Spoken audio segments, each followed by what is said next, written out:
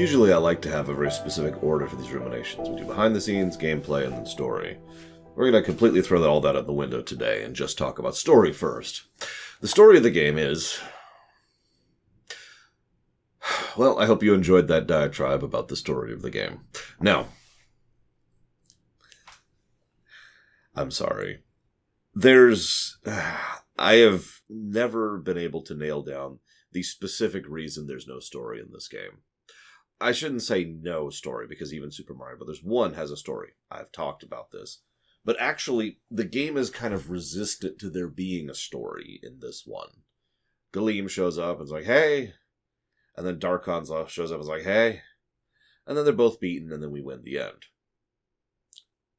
Based on the visual cues, based on how things are presented, we could actually tie this into the Subspace Emissary in a weird way.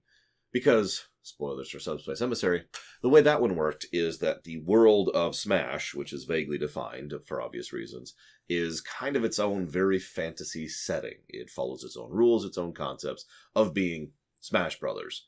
It's essentially run by Master Hand and Crazy Hand, right? And the two of them kind of adjudicate over the whole place. Yes, I know the lore of the N64 version. We're ignoring it. So they run this place, and it's got its own rules. You don't really feel pain. People beat each other up as a regular interaction of habit. And if you're defeated, you revert to being the statue, the figurine, like those things. But you can be reactivated because King DDD is awesome. However, for whatever reason, possibly because of the nature of this place, extra-dimensional beings keep invading and trying to take it over for their own purposes. See Taboo in Subspace Emissary.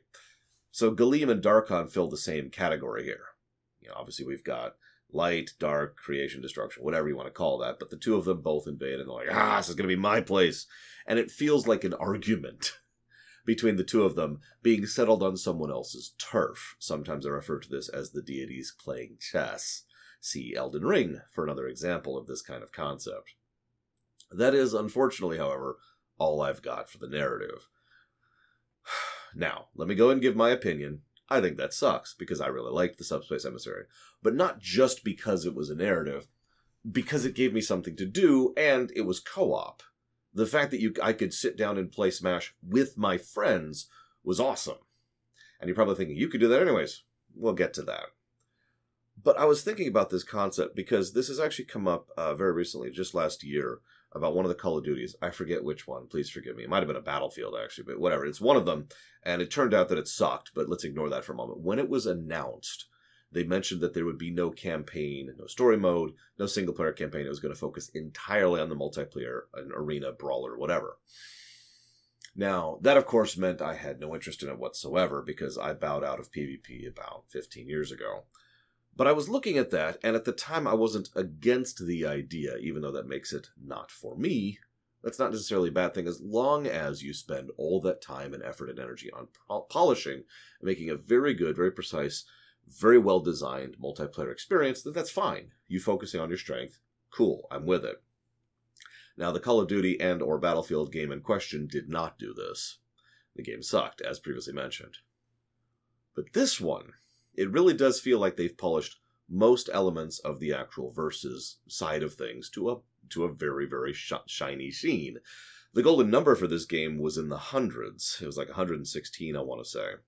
And that says a lot for the level of quality on display, a lot of which is on the value of the roster. But I mentioned this. I should probably give a proviso. Hey, Nintendo, fix your netcode. Anyways, there's the proviso. But I do want to talk about something. So, what's one of those common questions when it comes to Smash? Who's your main? Who's your main?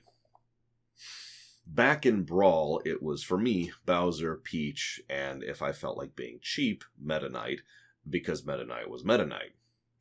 In this one, having played all of them in order to test and review every fighter, I came up with a list of my mains. Samus, that is to say Armored Samus, Captain Falcon, Peach, Bowser, Marth, Ganondorf, Lucario, Rob, Little Mac, Ryu, Cloud, Bayonetta, Ridley, Simon, and King K. Rool. If I had to pick between those, I'd just flip a coin, because all of them are excellent. Which is sort of my point. 44 of the gameplay positives we gave this game were for the roster, for the fighters. Actually, 46 if you want to get technical. And that's extraordinarily impressive. And again, you could say that several people actually mentioned a fighter lives and breathes on its roster. And there's a validity to that. So again, it feels like they really did try to make the best fighter versus fighter that they possibly could. So good on them. Maybe next time don't even do the World of Light. Because here's the thing. If you make a game like this, and this is purely my opinion, but if you make a game of this level of quality and don't have anything to do in it other than random matches, then I won't buy that game because there's nothing to do in it. Now, we've talked about this before. This actually applies to MMOs. This applies to, like, flight sims. You know, if there's no content there, then I look at that as if there's nothing to do. We've actually discussed this before, and it's one of the reasons that I keep trying to be very consistent about distinguishing between gameplay and combat, which is an element of gameplay. Because you could look at a game and say, this has really good gameplay, but it actually doesn't. It has really good combat, but nothing to do with it. I actually paralleled this relatively recently. Imagine with Pokemon Mystery Dungeon. Imagine having a really, really good, movement and jump system and guns and abilities and all that. It's just really, really, really good combat, but terrible encounter design, no level design, and nothing to do with it. It doesn't matter how good the combat is if there's nothing to use it on. And as I've talked about a lot lately, that's why so many systems are interlinking when it comes to game design. Now, in the interest of fairness, this game doesn't quite fall into that hole because it's got lots of cool stages and the mutating stages and an inordinate amount of options when it comes to how you can set up the matches. It's just there's nothing there for me because it's just versus matches and that's it. And there's no interest in that for me. So that just makes it coffee. Very good, but coffee. But I do want to talk about the World of Light, because you're probably thinking, but Lord, it has the World of Light. And the World of Light has some good elements to it. What's really weird to me is how bad the World of Light is. The adventure mode, if you prefer. Now, as a reminder, I liked Subspace Emissary. In fact, I played it semi-recent. It was about 6 years ago now. But we actually streamed it. We weren't recording it then. I'm pretty sure it's not on the VOD. But it was fun. It was engaging. It was co-op. It had a narrative. And it had, most of the gimmicks that World of Light had. But it made none of the mistakes the World of Light made. Well, most of the mistakes it didn't make. How long do you think it took me to get through the World of Light? Keeping in mind that 2 days before we finished it, I cranked the difficulty down to very easy just to speed it up. So even with that proviso, it still took me 25 hours, 8 minutes, and 59 seconds in order to get through the World of Light. Now, on the one hand, you might say, that doesn't sound like too long. And admittedly, when I first saw that number, I was like, that's it? But that, of course, gets back to something I've talked about many times, and you can make the joke here if you want to, but the length of a work does not really matter. Not really. It is entirely what you do with that length that matters. As I've said before, I've had 30-hour games that breeze by because they're amazing the whole time, and I've had 10-hour games feel like they were massive week-long slogs. This is an example of the latter. The World of Light was a slog. It was slow and boring and disinteresting. It had good elements now and again. I did like several of the specific mutators that would add to certain maps. I like some of those, but not all of them. First of all, a lot of them are repeated. And second of all, several of them are literally just bring this spirit to turn it into a regular match. Problem number 2, I'd say about 95 to 98% of the maps are the boring Omega maps. Now, no offense to anybody who likes Omega maps, because Omega maps are great for just, leveling the playing field versus kind of a situation. But when you're doing something like this, an Omega map over and over and over and over and over, literally hundreds of these, is extremely boring. If they at least give me the regular versions of the maps, that would have added some variety and fun to the experience, which it did not. Then there's the problem of the fact that we've got a very serious factory worker syndrome going on. Now, I was asked to define this, so I shall do so. Factory worker syndrome is when you have something that's really difficult to do. You have to pay attention to it. It's precise, and the penalty for failure is severe, like working on a factory line. But, here's the proviso, you do so much of it, and it's so repetitive that it dulls you. It's effectively boring, and so it's your mind is just going and just kind of zoning out while you're doing something very, very difficult to do. by the end of some of the nights, multiple nights while streaming this game, I was so brain dead from playing this game that I had trouble talking. I couldn't think of, like, it was actually really embarrassing. I couldn't think of basic names or concepts because I'm just sitting here going, because all of my brain power was taken up by playing this freaking game. And like I said, eventually I just cranked it down because it's really, because you have to be on for almost every match. And there's hundreds of them. And if you screw up, you have to do it over again, except now you're even worse than you were before. It's very factory worker syndrome. And then you add on the fact that the maps themselves aren't really all that interesting. The overall design is not. The distribution of unlocks is not. There are far too many encounters. Some of them are interesting. Most of them are not. There's no real indicators or flow of what you should do in what order and when, because some spirits unlock things and some characters unlock things, and the patterning is effectively random to it. Oh, and of course there's the fact that the map mode shows you some stuff, but not all, but you also can't access the map mode in the dungeons, little micro maps, as you're going through it. So that's neat. And if you try to just move the map around, it's not really helpful either. Also, the map is so over-designed to try and get across some kind of mishmash point. It's actually hard to tell what you're looking at in several cases, most notably when you get to the World of Darkness, which is the second overall map.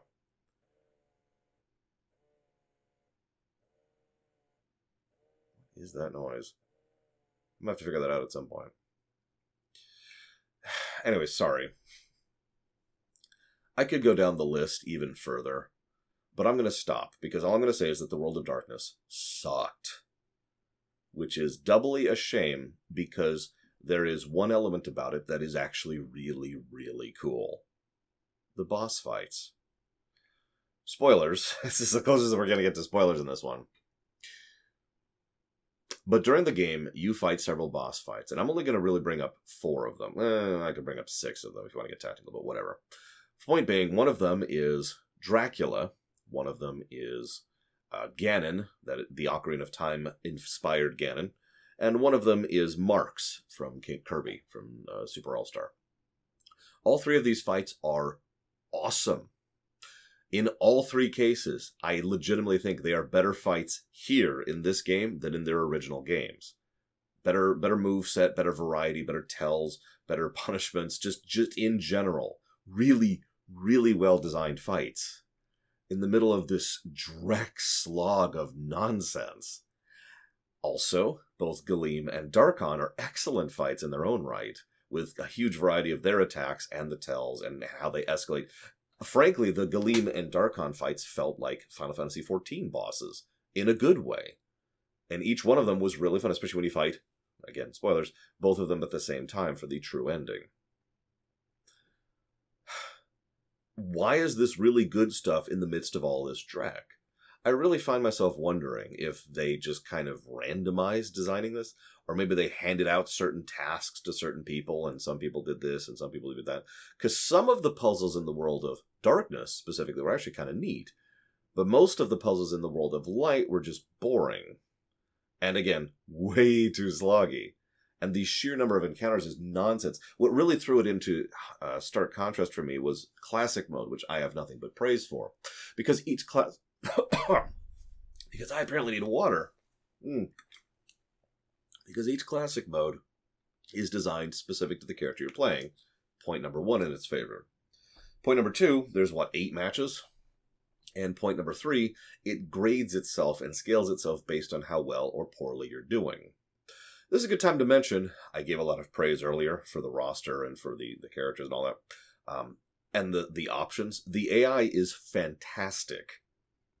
We actually had a bit of a challenge during the stream if we could think of another video game of any genre that has better AI design than this one.